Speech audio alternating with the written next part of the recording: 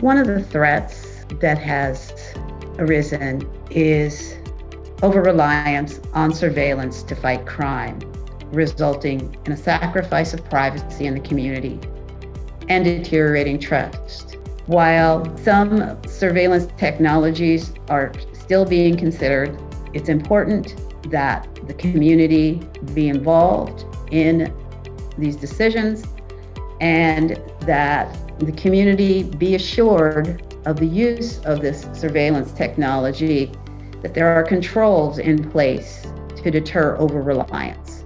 And then a final threat is insufficient technology for data collection and data dissemination. One of the major areas of concern has got to be really what's happening in Oakland, because we are surrounded by Oakland. They are experiencing an increase in crime. I think there's certainly been challenges within the Oakland Police Department since they're working on, I think, their 5th or 6th chief of police in the last 5 or 6 years. So you have constant turnover at the leadership role, which isn't good for any organization. They're looking at potentially defunding the police, and we're not sure what that means or what that will mean. And so the question is, how viable a partner will they be with Piedmont going forward, and what challenges will that represent for the Piedmont Police Department? It's going to be a huge challenge, and it's still to be determined. I think a big area of concern for the department is, wanting to be able to be seen for what they really are and not be lumped in with a bunch of other not well-trained departments that may be out of state. I think it's a big challenge for individual community members to understand what really goes on in policing. What happens at the police academy? What happens after they graduate? What kind of candidates are we hiring? What kind of discipline are they subject to? All the things that really make up whether or not you have a well-run department. I think it's a big challenge for the department to speak the same language as other community members who, not through any fault of their own, they just don't know what police do. They don't know what kind of policies they're subject to.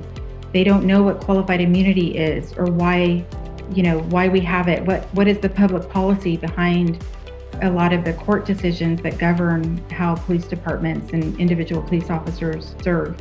Having been the division head of the facilities maintenance program for the city of Piedmont, I think a major concern for the police department is their inadequate and non-compliant facilities.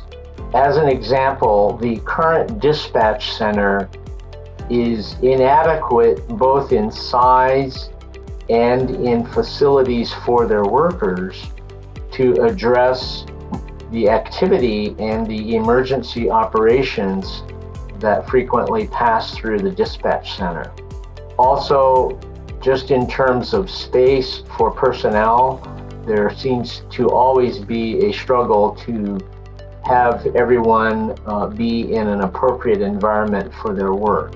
I think another challenge is just the universal challenge the police departments are facing all over this country, and that is, how do you police in a responsible manner, providing protection for the citizens, while respecting people's rights and not being physically abusive, or whatever the term you want to use. And that's a challenge that every police department in this country is facing today, and Piedmont is not immune from that.